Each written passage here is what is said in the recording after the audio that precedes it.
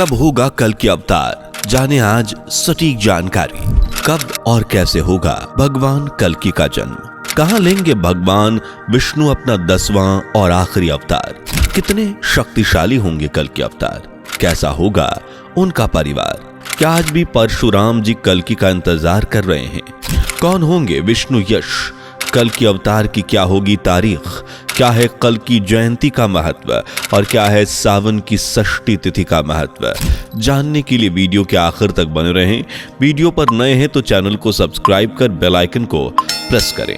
दोस्तों, श्रीमद् भागवत गीता में लिखा है कि यदा यदा ही धर्मस्य ग्लानिर्भवति भारत, अर्थात जब जब धर्म की हानि होगी और अधर्म बढ़ता है तब तब भगवान विष्णु एक नया अवतार लेकर दुष्टों का संहार करते हैं।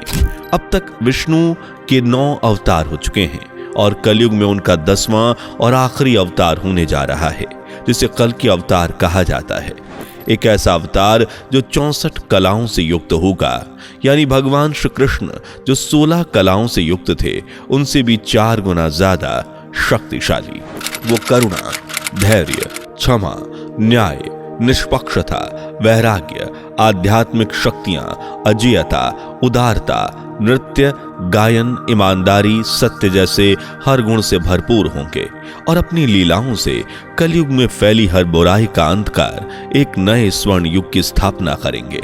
भागवत पुराण में लिखा है कि भगवान कल्कि का जन्म कलयुग के अंत और सतयुग की शुरुआत में होगा, जिसे हिंदू धर्म में संधि काल कहा गया है। जिस तरह से भगवान श्री कृष्ण और प्रभु श्री राम अपने अपने युग के अंत में जन्म लेते हैं, ठीक उसी तरह भगवान कल्कि भी अपने युग के अंत में जन्म लेंगे और इनके जन्म का जिक्र हमें कई ग्रंथों में देखने को मिलता है। जैसे कल्कि पुराण और अग्नि पुराण में लिखा है कि भगवान हरि का कल्कि अवतार कलयुग में पापियों का नाश करेगा और वर्तमान में हम इसी युग में जी रहे हैं जो चारों युगों में सबसे पापी युग है। पुराणों के अनुसार जब कलयुग का अंतिम दौर शुरू होगा तब सावन महीने के शुक्ल पक्ष की 5वीं तिथि को भगवान कल्कि जन्म लेंगे। वह स्कंद पुराण में बताया गया है कि संभल ग्राम मुखस्य ब्राह्मणस्य महात्मनः भवन विष्णु यशस्सा कल्कि प्रादुर्भविष्यति। इसका सिंपल शब्दों में अर्थ समझें तो इसमें लिखा गया है कि संभल गांव में विष्णु यशा नाम के एक ब्राह्मण परिवार में कल्कि अवतार का जन्म होगा। जहां कल्कि भगवान का जन्म स्थल का नाम संभल नाम के एक छोटे से गांव का होगा और ये गांव उत्तर प्रदेश के मुरादाबाद के पास ही बसा हुआ है।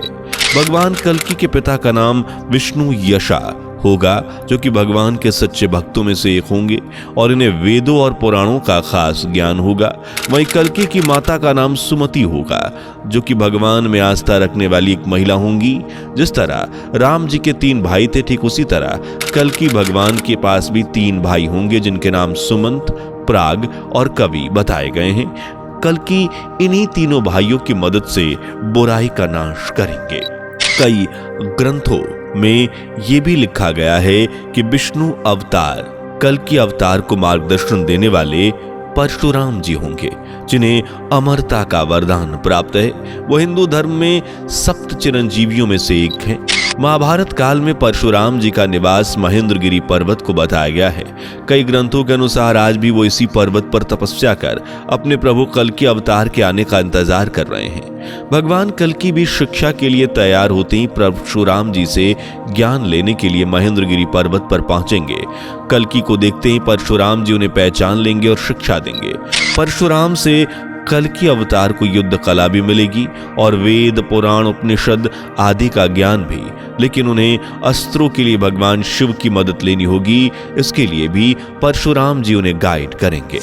अग्नि पुराण के 16वें अध्याय में लिखा है कि कल्कि अवतार का तीर कमान धारण किए एक सफेद घोड़े पर सवार होकर वो आएंगे, जिनका नाम देवदत्त होगा। कल्कि पुराण के अनुसार उनके हाथ में एक चमचमाती हुई तलवार होगी जिसका नाम नंदक होगा और यह आम तलवारों से बिल्कुल अलग एक दिव्य, शक्तिशाली और शक्तियों से भरी तलवार होगी, जो कि एक ही बार में कई राक्षसों का अंत करेगी। इसके अलावा उनके पास कई हथियार होंगे। इनमें से कई उन्हें भगवान शिव की कठोर तपस्या के बाद मिलेंगे, जिसके लिए खुद परशुराम जी उन्हें इंस्पायर करेंगे और भगवान शिव की तपस्या कर उन्हें खुश करने के लिए कहेंगे। परशुराम जी की बात मानकर कल्कि अवतार भी ऐसा ही करेंगे और भगवान शिव कल्कि की तपस्या से खुश होकर उन्हें कई हथियार और दिव्य शक्तियां देंगे, जिनके दम पर कल्कि अवतार कलयुग में बुराई और अधर्म को बढ़ावा दे रहे पापियों का नाश करेंगे। कई ग्रंथों में भगवान कल्कि के परिवार के बारे में बताया गया है। जैसे भगवान कल्कि का 2 बार विवाह होगा, उनकी 2 पत्नियां होंगी, पहली लक्ष्मी रूपा पद्मा और दूसरी वैष्णवी रूपा रमा। धार्मिक मान्यताओं के अनुसार कल्कि अवतार में विराजमान भगवान विष्णु वैष्णव देवी से विवाह करेंगे। शास्त्रों में उल्लेख किया गया है कि भगवान श्री राम से विवाह करने के लिए देवी युगों तक घोर तपस्या में लीन है। इनकी इसी मेहनत का फल इन्हें कल्कि भगवान देंगे और खुद इनसे विवाह करेंगे। इस तरह कल्कि एक नहीं 2 पत्नियों के पति बनेंगे। दोनों ही पत्नियों से कल्कि अवतार को कुल 3 पुत्र होंगे, जिनका नाम जय, विजय और मेघमाल होगा। भगवान विष्णु के इस अवतार को निष्कलंक भगवान भी कहा गया है। कल्कि अवतार के बचपन का नाम चक्रधर बताया गया है और कहते हैं कि जब वो जन्म लेंगे तब किसी को कानो कान भनक तक नहीं लगेगी। उनके जन्म के वक्त दुनिया में एक भयानक युद्ध चल रहा होगा, जो कि कल्कि अवतार के जन्म से कुछ समय पहले ही छिड़ेगा। ये युद्ध सालों सालों तक चलेगा। दूसरी तरफ कल्कि अवतार भी युद्ध के विकराल रूप लेने और दुनिया में बुराई की चरम सीमा का इंतजार करते करते बड़े होंगे। वो जंगलों में पूरी दुनिया से छुपकर अपने परिवार के साथ रहेंगे। वो कभी अपनी पब्लिसिटी नहीं करेंगे। वे कहाँ हैं, क्या कर रहे हैं, ये कोई नहीं जान पाएगा।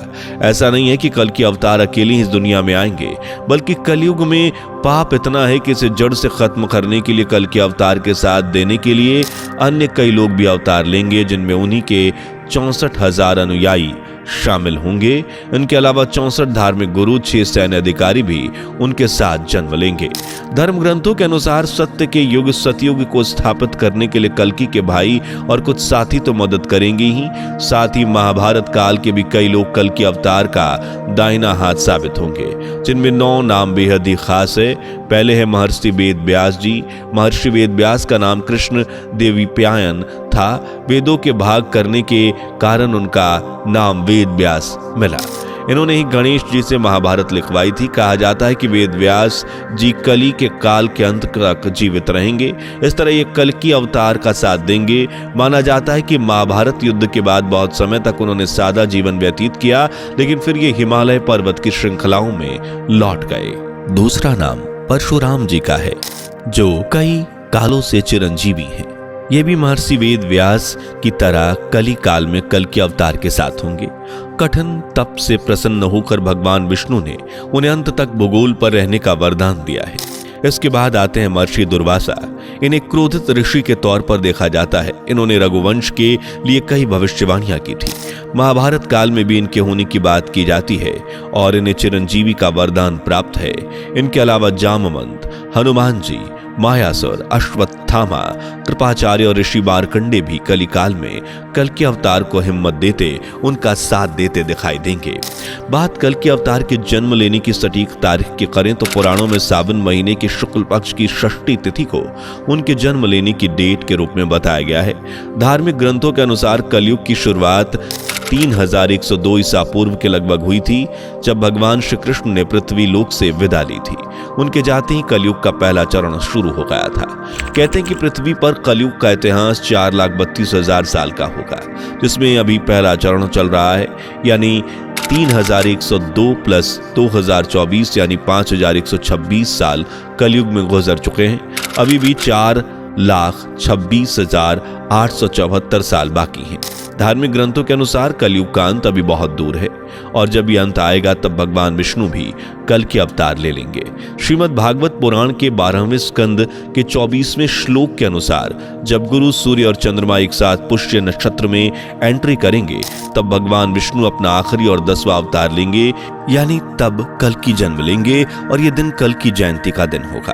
दरअसल मौजूदा समय में भी हर साल कल्कि जयंती सेलिब्रेट की जाती है और सावन महीने की शुक्ल पक्ष की षष्ठी तिथि को ही कल की जयंती का ये सेलिब्रेशन किया जाता है। भक्तों का मानना है कि इसी दिन भगवान कल्कि का जन्म होगा, इसलिए हर साल कल की जयंती को बड़ी धूमधाम से मनाया जाता है। खासकर वैष्णव संप्रदाय से जुड़े लोग इस पर्व को धूमधाम से मनाते हैं और भगवान कल्कि की पूजा करते हैं। इस तरह भगवान कल्कि ऐसे पहले ईश्वर हैं जिन्हें जन्म से पहले ही पूजा जा रहा है। वीडियो पसंद आई हो तो वीडियो को लाइक और चैनल को सब्सक्राइब करें, और हाँ, साइड में आ रहे छोटू से बेल आइकन को क्लिक करके ऑल पे सेलेक्ट कर लीजिए, जिससे आप आने वाले वीडियोस मिस ना करें। मिलते हैं अगली वीडियो में, बाय बाय। दोस्तों, आपकी स्क्रीन पर 2 और वीडियोस दिख रही हैं, जिसे देखने के लिए स्क्रीन पर क्लिक करें। दोनों देखिएगा, बहुत अच्छी वीडियो बनी है।